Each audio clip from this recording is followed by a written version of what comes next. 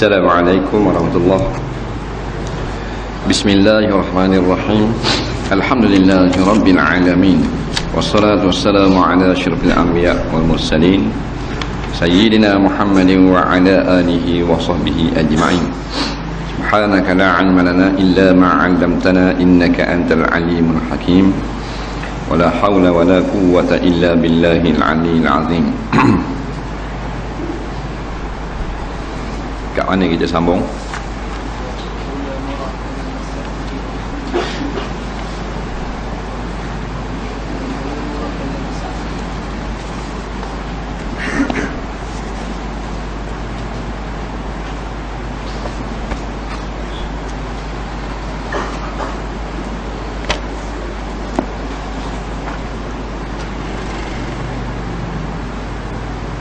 Qala al-mu'allif rahimahullahu ta'ala wa nafa'na wa iyyakum bi'ulumihi fid dharain amin ya rabbal alamin.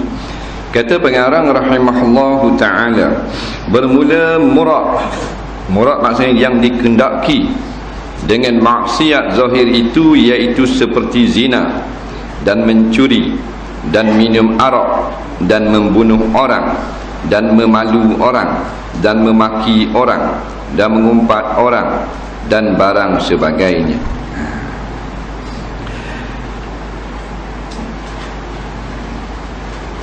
Dulu dia kata hendaklah kita ketahui bahawasanya taat itu ada taat zahir, ada taat batin. Taat zahir itu iaitu sembahyang, zakat, puasa, haji. Taat batin itu pula sifat-sifat seperti ikhlas, tawadhu', zuhud, sabar, tawakal dan seumpamanya. Maka lawannya pula maksiat. Taat makna patuh pada perintah agama. Maksiat maknanya derhaka, yakni tidak patuh pada perintah agama. Sebagaimana taat, maka maksiat juga ada zahir, ada batin. Maksiat zahir ini seperti zina.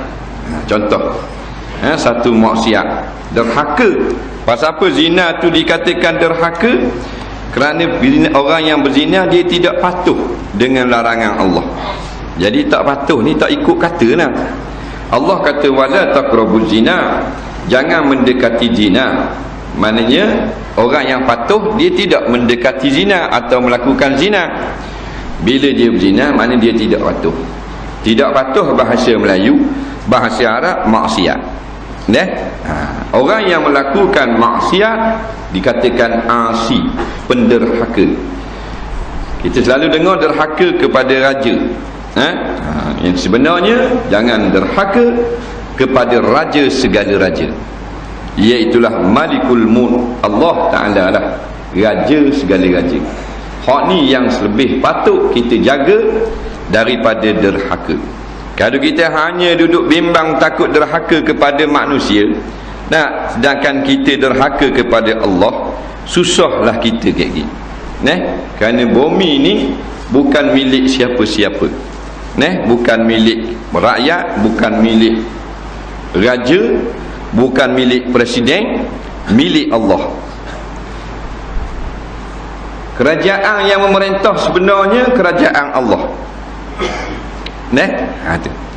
Langit dan bumi, kita perintah Terengganu Allah perintah langit dengan bumi. Bermakna kita wajib kena patuh. Hak nombor satu sekali iaitulah perintah Allah. Tapi nak fitrah manusia ni, apabila besar sangat kerajaan dia tak takut, bila kecil dia takut. Gitulah, pelik tak? Mana orang yang tidak ada kuasa ditakuti, yang ada kuasa tidak ditakuti. Pelik. Bapa lari siapa berapak tembok pacak. Rimak dah lari. Jadi ni orang gila ni. Kalau pacak tembok lari, rimah dak lari, orang gila. Orang putih panggil crazy. Faham tak? Dah kita gitu tak? Nak bandingkan dengan kuasa Allah dengan kuasa manusia, besarlah kuasa Allah. Tiba-tiba tak takut Allah, takut manusia. Crazy. Kalau tu imam crazy. Tak kira kalau ustaz tak takut Allah, takut manusia, ustaz crazy. Tu tak? Gitu lah. Zina dosa besar. Sekali buat jadi fasik. Zina, jangan main-main. Allah cipta manusia ni bukan saja dicipta jasad, tetapi diciptakan juga perasaan. Yang berpusat dinamakan kalbu, hati. Jadi tiap-tiap manusia dia ada perasaan suka kepada pasangan. Bukan saja Tuhan cipta perasaan ni kepada manusia, tetapi juga kepada haiwan. Sebab tu lembu kambing nikah, beranak bini. Haiwan dia tak beranak. Cikgu, jabat haiwan saya tak beranak. Faham tak? Sebut haiwan binatang beranak belaka, maknanya ada keinginan cara binatang lah.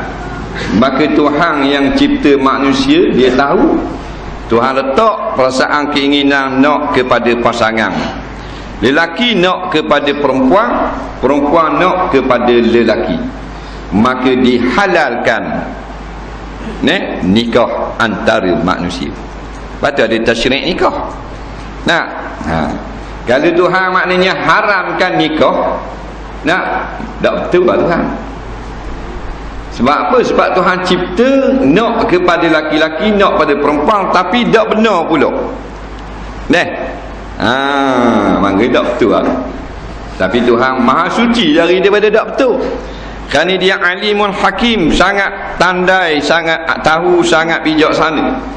Maka dia tahu orang laki-laki perempuan nak hidup berpasangan, maka dibenarkan bernikah. Bila dibenarkan bernikah, diharamkan zina. Kerana maksud sama je. Orang nikah pun dia nak bersama dengan seorang perempuan.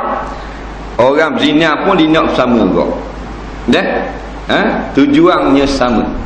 Melalui zina haram, melalui nikah halal. Kita pilih ya. Faman syaa falyu'min wa man syaa falyakfur. Siapa nak beriman silakan, siapa nak kafir silakan. Siap belaka dah syurga neraka. Maka zina dosa besar. Sekali buat jadi fasik tu automatik. Tak boleh jadi wali nikah orang berzina. Tak boleh jadi saksi nikah. Tak boleh jadi saksi hudud, saksi jual beli, tak boleh. Kalau jadi tu imam makruh ikut belakang. Pasal apa? Zina ni merosakkan keturunan. Tapi sekarang ramainya orang berzina sebab tidak beriman. Nabi kata tidaklah seseorang itu beriman. Tidaklah seseorang itu beriman pada ketika ia melakukan dosa zina. Mana masa zina tu tidak beriman. Dan bergoncang arasy, makhluk yang paling besar tiap-tiap kali terjadinya perzinaan.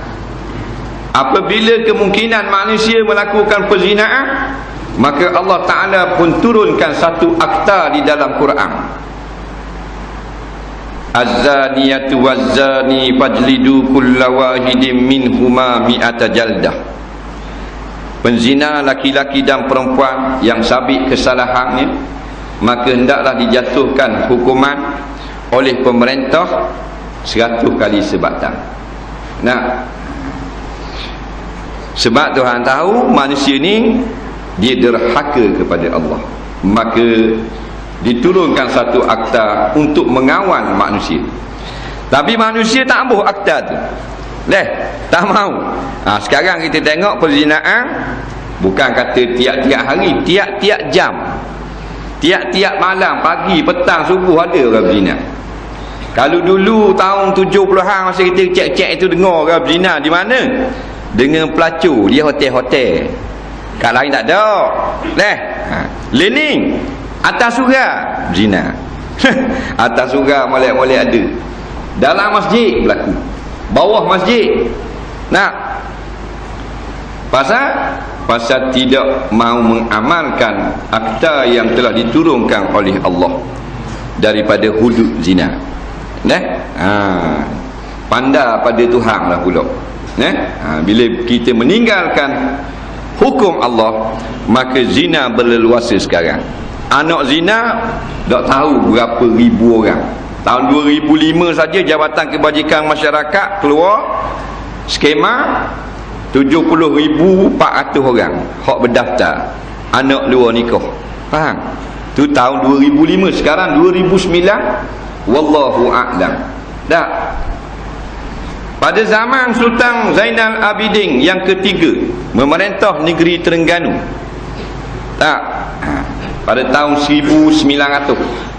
Tahun 1000, maknanya 100 tahun lebih kan? Nah, melaksanakan hukuman hudud bagi orang yang melakukan zina. 15 tahun memerintah. Nah, negeri Terengganu hanya berlaku 4 kejadian zina. 4 kali je berlaku zina 15 tahun. Kita 15 minit satu pasangan zina. 15 minit 2 pasangan. Tak. Tu kan. Berkatnya hukum Allah. Nah, tapi dah kita cerdik pada Allah, tak boleh hukum Allah. Buat hukum manusia zina 1000 ya. Nah, 1200, 800. Nah, kena balik buang ki. Nampak? Dan minum arak juga dosa besar. Siapa yang minum arak, dia dikira maksiat, melakukan derhaka kerana tidak patuh. Allah larang minum arak, dia pergi minum. Kalau dia patuh tak minum, dia panggil taat. Kalau dia tak patuh, dia pergi minum, namanya maksiat, iaitu derhaka, tidak patuh. Bila diturunkan ayat tentang haramnya arak, Nabi baca di Mekah, maka masing-masing sahabat berlari balik, masuk dalam rumah, katok habis botol arak. Belum tu dah haram ni. Bila turun ayat haram dah arak, tak boleh minum, haram. Masing-masing katok, masing-masing pecah dengan payang, dengan apa, habis licin katok. Maknanya patuhnya dengan perintah Allah. Nah, sebelum daripada diharamkan arak secara mutlak,